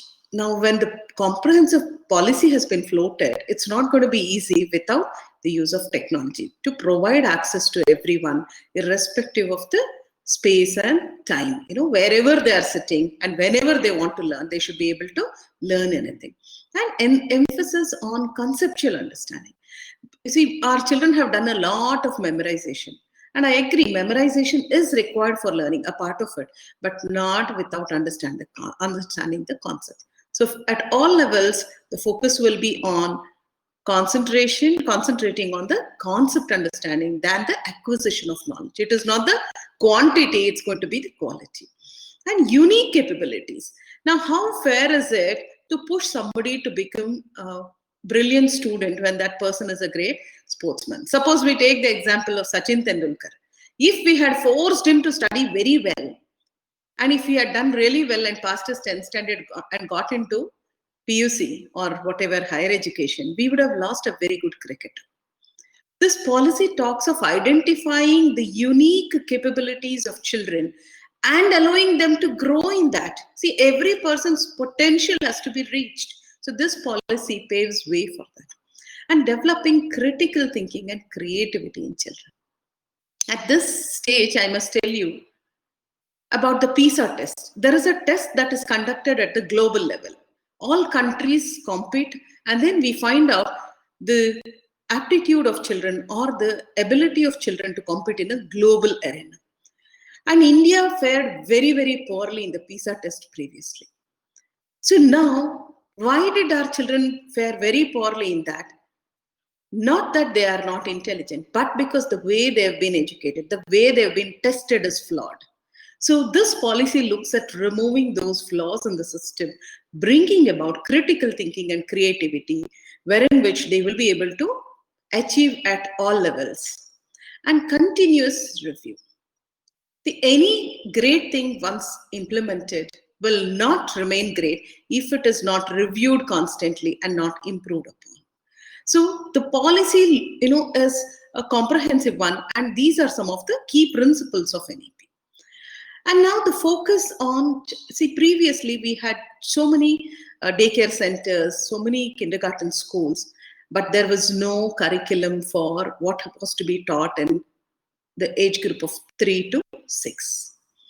Now this policy is the first one of its kind to have brought in early childhood education into its fold. Why early childhood education had to be brought in? Dr. Kasturi Rangan very beautifully explained the rationale for getting this into it. The brain development of a child happens up to 85% in the age group of, that is when the child is between 3 and 6. Much before the child crosses 6, the child's brain would have developed to almost 83% is what he said. That means the child is capable of developing so many connections And the more stimulating this stage is, the better is the learning in future.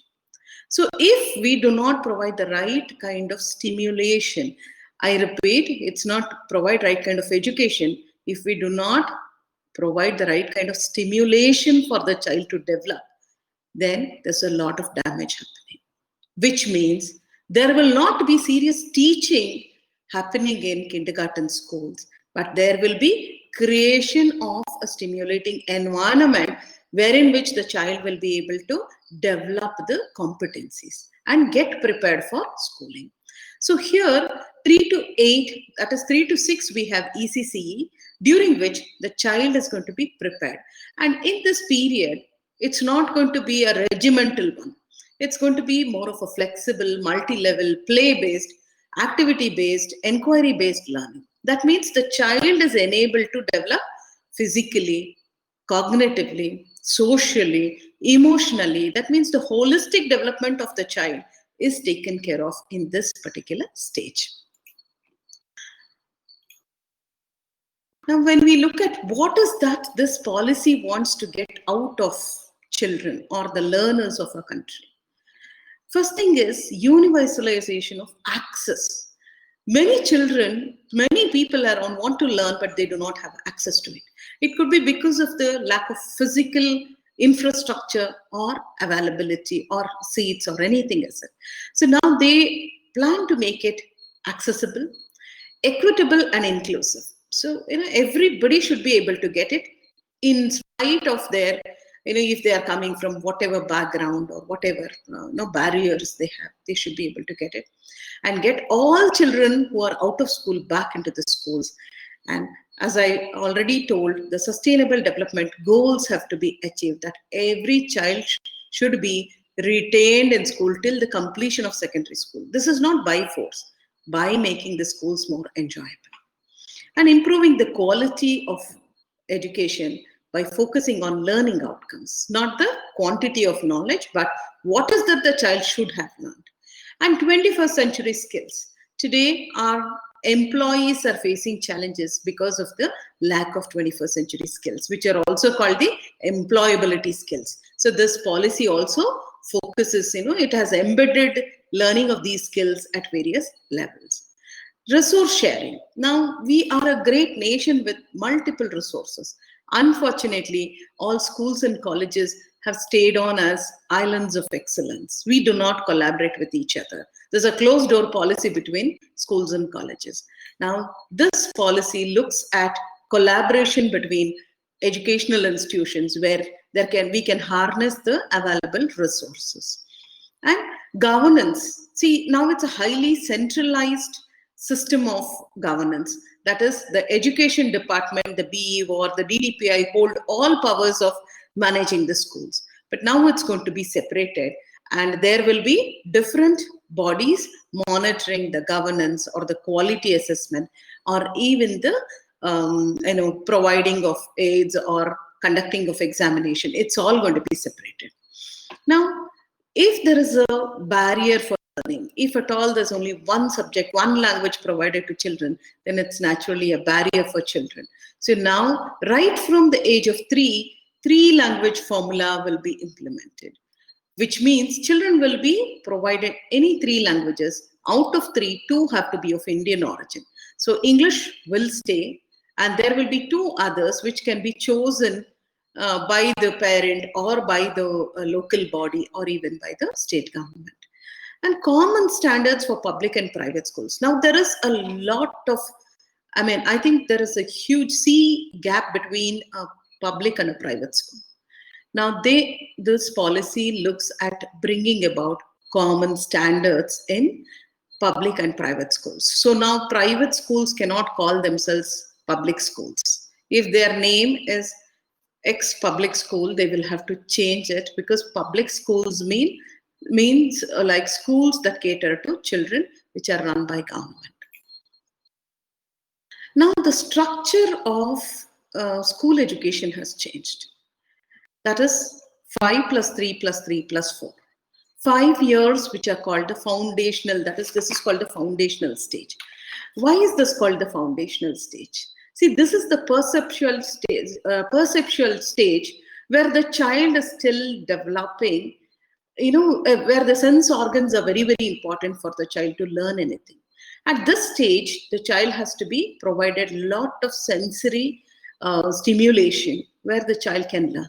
And next one is called the preparatory stage, which is the conceptual stage. So at this stage, the child is able to understand the concepts. There, in the first stage, the child cannot understand any concept. It's only touch and feel that the child, it needs all the sense organs to learn. And whereas in the next 3 years, that is the middle stage, it is called the prescriptive stage, where the child has to experience things and only then learn. And when we go to the last stage, that is the secondary stage, this is the stage of abstraction. This is when children will be able to learn about abstract things without touching or feeling them. So the policy has broken the whole 10+2 structure into 4 different compartments with the intention of providing to the needs of the learners. So in each of these stages, there will be an assessment done. That is, in grade 3, there will be an assessment. And when the child comes to grade 5, there will be another assessment. And when the student comes to grade 8, another assessment. This assessment is to test the preparation of the child to get into the next stage, and also look at the acquisition of skills and knowledge which is required for the previous stage. And when we look at early childhood care, this clearly talks of the holistic development that the policy aims at, be it art and craft or relation with nature, self-identity, ethics, play-based and discovery thing, team and collaboration. You will, if you look at this carefully, this also talks of the 8 areas of intelligence, the multiple intelligence theory put forth by Howard Gardner. Now, there is so much this policy says, but then how is it going to be possible if the existing burden continues? Because there are so many textbooks to be completed, a lot of burden on the teachers and children. So this policy talks of reduction in curriculum only to the core essentials. Whatever is required, only the concepts are required, and all the peripherals are going to be removed. And the children will be developed as critically thinking individuals, so that in the classroom, they are not asked to just copy down from the board and prepare their notes and write it back in the exam. They will be provided various projects where they can involve in critical thinking and where they can interact in the classroom. That is peer learning. This is a very important dimension for the social development of the child. And when we talk of ensuring that children don't drop out of school, why do children drop out of school? When school is not fun, when the school is not interesting, when the school does not provide an opportunity for the child to experience anything, they no longer feel like coming back to the school. So the policy recommends experiential learning in the classroom for every small concept where children can learn on their own through experiences. So this is how the curriculum is going to be reduced and made student-centered from whatever we have now, the teacher-centered or the material-centered to the student-centered approach. And now we are not going to look at how much the child has learned. It's not the acquisition of knowledge. It's not how many textbooks you've been able to read and digest and kind of, come back and write. It is going to be competency-based testing. Whether the child has achieved the competencies. Like suppose we are attending this webinar now. What are the learning objectives of this webinar? All the participants of the webinar should be able to understand some of the major terms of the policy. Or every member attending the webinar should be able to change their attitude towards education. All the members should be able to develop a particular skill related to the policy. See, when we talk of the skills that are to be acquired, the knowledge and also the attitude towards that particular concept, the whole thing becomes purposeful. So this policy also talks of making subjects together. Now we have compartments. Children are getting confused, first standard children. Now your English period is over, open your math book. Math period is over, open your science book. See, we have fragmented the whole thing. Knowledge is fragmented where children are no longer able to enjoy the connection between subjects. So the policy brings back the dignity that is there in holistic approach, and developing scientific temper in children, and promotion of multilingual teaching. Now, this is a very, very unfortunate thing happening in schools today. There are children who come from non-English speaking homes, and they are exposed to so much of English in the school that they are not able to understand. Forget understand, they're not even able to speak few sentences well. And the child is not allowed to speak in the mother tongue or the local tongue. So the child shuts up and does not even respond. This is because we don't even promote the child's mother tongue or the language that the child knows. The policy says there should be multilingual teaching, or at least bilingual, any two languages. The child should be able to express in whichever language the child is capable of speaking. So also developing digital literacy, that is making the teachers technically sound, and being able to use the resources. It's not just education, the cognitive development of the child, which the policy focuses on. They also talk of the mental health of the child, the physical health of the child, and the overall well-being of the child, wherein annual health checkups. So if there is an ailment stopping a child, the child cannot learn. So regular health checkups, reduction of the weight of school bags, mandatory skills which children have to learn, be it mental health, first aid, public hygiene. These are small things which go a very long way in developing them as holistic citizens. So this has also been recommended by the policy.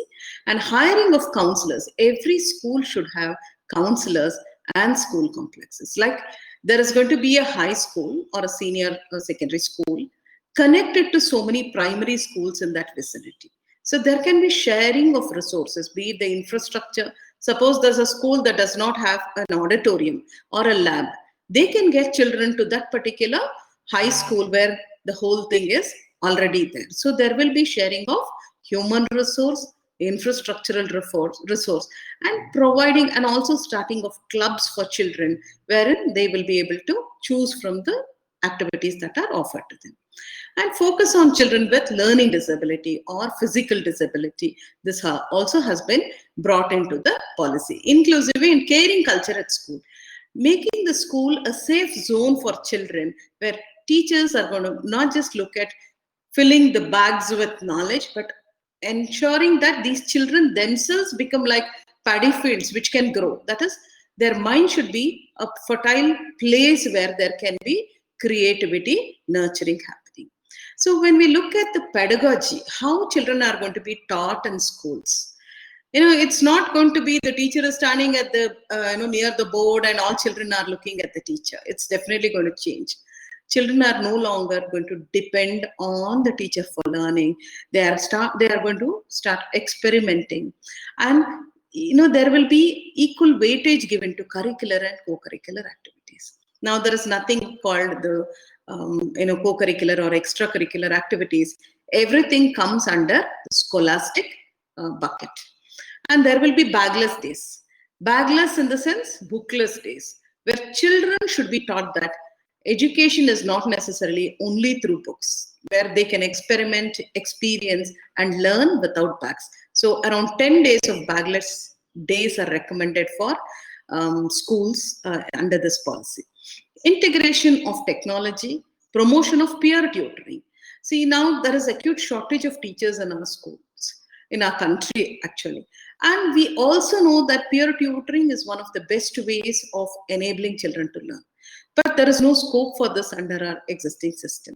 So this policy also looks at bringing about these changes in the pedagogy, that is the way children are taught. Now, India's future and India's leadership role in upcoming fields. Now, we are not just creating children who can get jobs outside.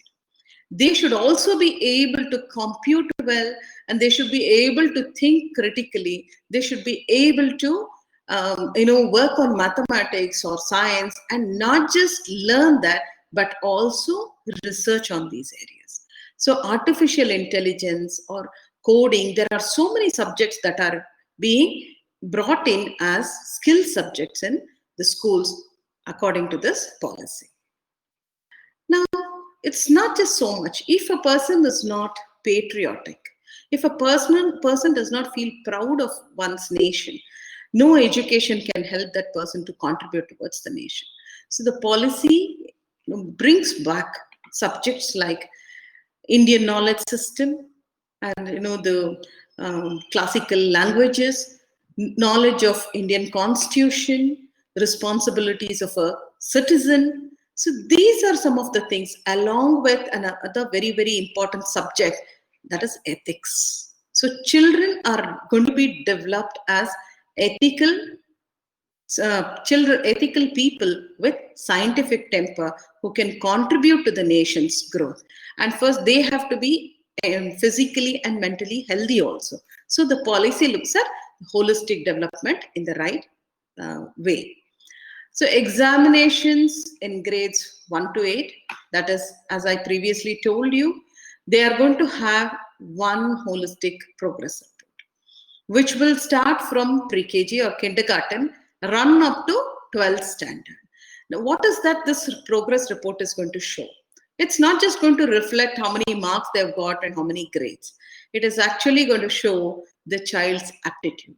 Which are the activities in which the child participated, what is the child good at, and it is a cumulative one. So it's not different report cards for different years. This report card will be preserved till grade 12, and the child will also be able to decide on the career he or she needs to take up based on the recordings in the report card. And this report card is also a 360-degree report card. What does a 360-degree report card mean? It's not the teacher who will always assess the child and enter the report card. Parents will also have to enter their observations in the report card. The child, after a certain age, also should make self-assessment records in the report card. And if the child is participating in activities or competitions, that also has to come into the report card. That means the child's aptitude, the child's interest, the child's strengths and weaknesses will be presented through this particular report card. And reforming education, now we are no longer going to test how much they have been able to memorize. It is going to be competency based. Whether children have developed the competencies required or what is that they need to be assessed on.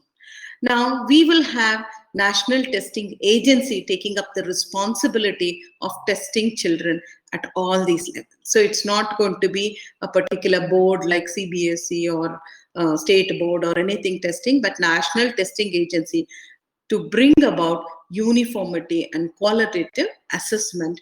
NTA will be roped in. And Parak will be a board which is going to standardize the operations of schools. So the quality of schools will be monitored and looked upon by the Parak board at the center. So holistic report card I just spoke about. And mother tongue. See, this is the biggest, I think, topic of contention for many people. It's been misunderstood also by many because the policy nowhere insists on teaching only in mother tongue. The policy clearly says wherever possible, mother tongue is to be used as the medium of instruction. But the policy clearly says there should be 3 languages right from the age of 3, 2 of which should be Indian and 1 can be a foreign language. So 3 languages, and then the state can also decide. And if the child wants to learn any other language like Tulu, Urdu, or Malayalam, any other thing, the child is given option. Even if it is not a language but a dialect, still the child can be provided options to take up those things. And when we look at school complexes, now in grade 6, occasional subject will be introduced. And by grade 8, that is grade 9, 10, 11, and 12, children can take up, they have to take up exams in 2 slots, and then it can be the best of 2. It's not that today I've written an exam, I'm not keeping well, or I've not prepared well. That's not going to hamper my performance. I can take 1 more examination and I can go for best of 2. And this also gives you a lot of leverage to take it when you are finding it convenient. Now this term, I'm not ready for the exam. I can take it in the next term. So from 9th standard to 12th standard, children have to take up some core subjects which are compulsory, and there are some subjects which are optional. And there is a lot of flexibility for them to take a sabbatical, take 1 year's break or 2 years break, come back and continue their education. And when we are talking of so many options that children will get, we cannot have all those teachers in all the schools. Hence, school complexes will come together. The school complex will cater to the learning needs of children, especially when there are subjects which are very unique. And then now there will be standard setting and accreditation also happening. Without assessing the programs, we cannot ensure quality. So at equal intervals, everybody is going to be assessed. And now when we look at accreditation, all schools, colleges, universities, all of them will have benchmark set for them to achieve, which will also be monitored closely. And teacher education, I would now like to quickly touch upon teacher education. Now teacher education is going to change, I think, very drastically. By 2030, they say there should be no independent teacher education institutes. All of them should be under higher education, because the quality in teacher education depends on the preparation that happens in the B.Ed colleges. So this will be equal to the IIT colleges or the IIMs of India. Teacher education is now going to take a complete shift from what it is today. So there will be 4-year intake. Already has a degree, then they can take up the 2-year B.Ed or 1-year B.Ed if they already have a 4-year multidisciplinary B.Ed. Apart from this, I've come to almost the end of my presentation. Apart from this, school principals, vice chancellors, heads of educational institutions, and teachers, everybody should definitely take up CPDs, that is continuing professional development during their education, whether during their service. So in service or pre-service, all of us have to be taking up continuing professional development courses, minimum of 50 hours per year. So these 50 hours will help us upgrade ourselves on the research findings, the pedagogy, or anything as such. We will be able to upgrade ourselves. So I think I have been able to touch upon the major aspects of the policy, though I had to kind of rush through. Please excuse me if I've been very fast. And I would like to thank you for your patient participation. Thank you. Darshan, could you please help me end this share screen?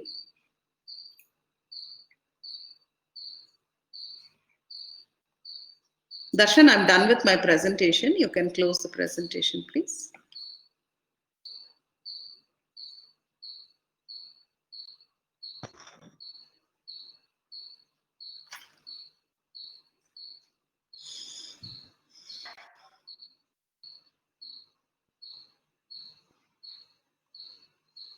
Dr. Purnima, I am done with my presentation. By the time Mr. Darshan closes it, I think we can continue with the program.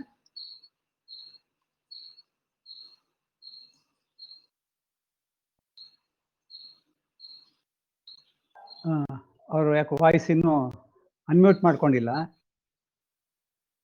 Doctor Savita ಅವರೇ, catch them young, educate them well ಅಂತ ಒಂದು proverb ಇದೆ.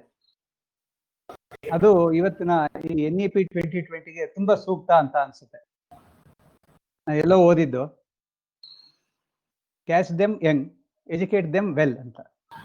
ಹಾಗೆ ಅದನ್ನ elaborate ಮಾಡ್ತಾ ಹೇಳ್ತಾರೆ, educate on sincerity, honesty, and shall reap in the form of constructive energy of the youth. ಇದು ಒಂದ್ ಕಡೆ ಬಂದಿದ್ದಂತ ಅಂಶ. ಹಾಗೆ ವಿವೇಕಾನಂದರು ಕೂಡ ಒಂದು ಹೇಳಿದ್ರು, the essence of education is concentration of mind, not the collecting facts ಅಂತ. ಇದುವರೆಗೂ ಏನಾಗ್ತಿತ್ತು ಅಂದ್ರೆ ನಾವು ಬರೀ ಯಾವುದೋ ಒಂದು ಇತಿಹಾಸನ ಓದ್ತಾ ಇದ್ವಿ. ಈಗ ಸ್ಕಿಲ್ ಡೆವಲಪ್ಮೆಂಟ್ಗೂ ಕೂಡ ಒಂದು ಪ್ರಾಮಿನೆನ್ಸ್ ಎಲ್ಲ ಸಿಕ್ಕಿರೋದ್ರಿಂದ ಈ ನ್ಯೂ NEP 2020 ಏನಿದೆಯೋ ಅದು ಇವತ್ತಿನ ದಿನಕ್ಕೆ ತುಂಬಾ ಸೂಕ್ತ ಅಂತ ಕೂಡ ಅನ್ಸುತ್ತೆ.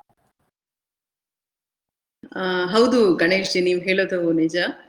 ಸ್ವಾಮಿ ವಿವೇಕಾನಂದರವರು ಒಂದ್ ಕಡೆ ಹೇಳ್ತಾರೆ, ಹೆಡ್, ಹಾರ್ಟ್ ಅಂಡ್ ಹ್ಯಾಂಡ್ಸ್ ಅಂತ, ದ 3H ಅಂತ ಹೇಳ್ತಾರೆ. ಅಂದ್ರೆ ಮಗುವಿನ ಮೊದಲಿಗಷ್ಟೇ ನಾವು ಕೆಲಸವನ್ನ ಕೊಟ್ಟು ಅದನ್ನ ಮಾತ್ರ ಡೆವಲಪ್ ಮಾಡಿದ್ರೆ ಸಾಲದು, ಮಗುವಿನ ಹೃದಯವನ್ನ ಹಾಗೆ ಕೈಗಳನ್ನ ಕೂಡ ಬಲಿಷ್ಠ ಮಾಡ್ಬೇಕು. ಅಂದ್ರೆ ಅವರಲ್ಲಿ ಆಟಿಟ್ಯೂಡ್ ಅನ್ನ ಡೆವಲಪ್ ಮಾಡೋದು, ಅವರಲ್ಲಿ ಸ್ಕಿಲ್ಸ್ ಅನ್ನ ಡೆವಲಪ್ ಮಾಡೋದು, ಹಾಗೆ ನಾಲೆಜ್ ಅನ್ನು ಕೂಡ ಕೊಡೋದು ಅಂತ. So the policy I think has considered all those things. And PC ಅವರು ಕರೆಕ್ಟ್ ಆಗಿ ಹೇಳಿದ್ರು, the policy has roots in the nation. ಅಂದ್ರೆ ನಮ್ಮ ಇಂಡಿಯನ್ ಈಥೋಸ್ ಏನಿದೆ, ಕಲ್ಚರ್ ಏನಿದೆ, ಇದನ್ನ ರೂಟ್ ಆಗಿ ಇಟ್ಕೊಂಡು ಈ ಪಾಲಿಸಿಯನ್ನ ಕೂಡ ಹೊರತಂದಿದ್ದಾರೆ. So we hope to see changes. ಹಾಗೆ ಸ್ವಾಮಿ ಶಿವಾನಂದರು ಒಂದ್ ಕಡೆ ಹೇಳಿದ್ದಾರೆ, education should help to create a broad mind. If the present system of education does not help to eschew these and does not make the student useful to himself, to society and to the nation, it must be reformed accordingly and it must be done without delay ಅಂತ ಅವ್ರು ಹೇಳಿನೇ ಒಂದು 15-20 ವರ್ಷ ಆಯ್ತು. 2020ಕ್ಕೆ ನಾವು ಕಾಯ್ಬೇಕಾಗಿ ಬಂತು. ಶಿವಾನಂದರು ಏನ್ ಹೇಳಿದ್ರು ಅದು ನನಸಾಗಕ್ಕೆ ಇಷ್ಟು ವರ್ಷ ಆಯ್ತು. ಸ್ವಾಮಿ ಶಿವಾನಂದರ ಬಗ್ಗೆ ಅವರು ಒಂದು ಕೋಟ್ ಮಾಡಿ.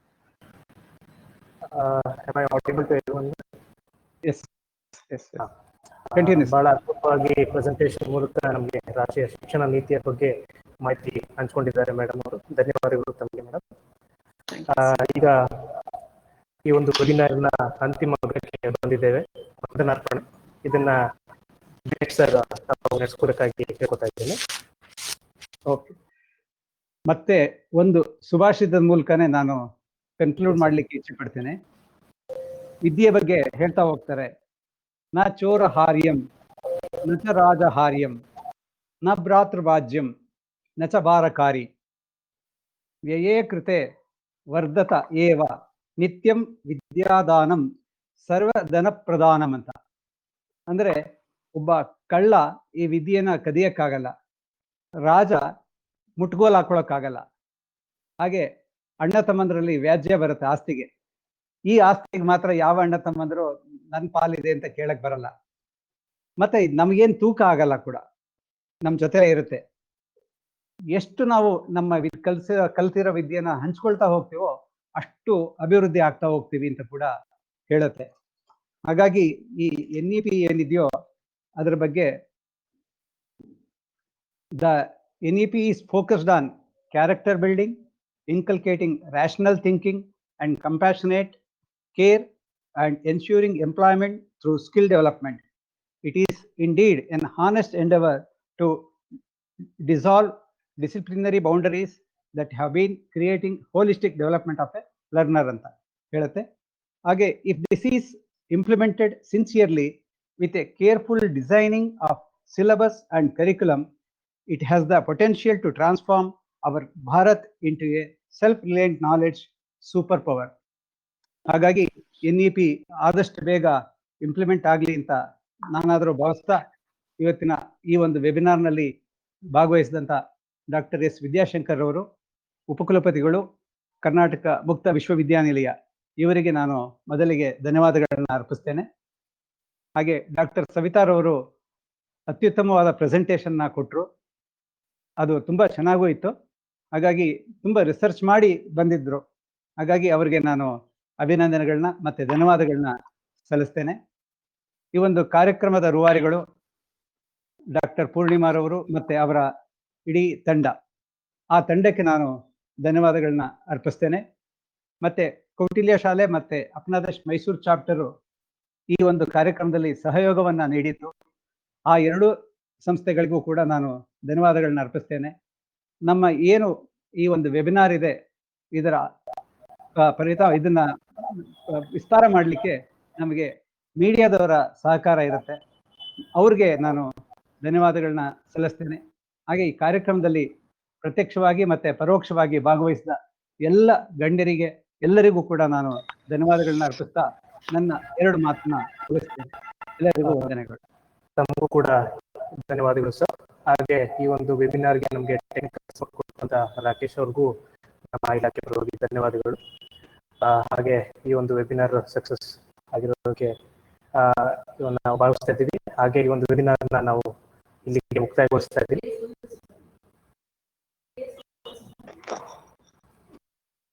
ಹಾಗೆ ಈ ಒಂದು ಕಾರ್ಯಕ್ರಮಕ್ಕೆ ಎಲ್ಲ KSOU ಸಿಬ್ಬಂದಿಗಳಿಗೂ ಎಲ್ಲರಿಗೂ ನಮ್ಮ ಇಲಾಖೆ ಪರವಾಗಿ ಧನ್ಯವಾದಗಳನ್ನ ಸಲ್ಲಿಸ್ತಾ ಇದ್ದೀನಿ. Thank you so much. Thank you.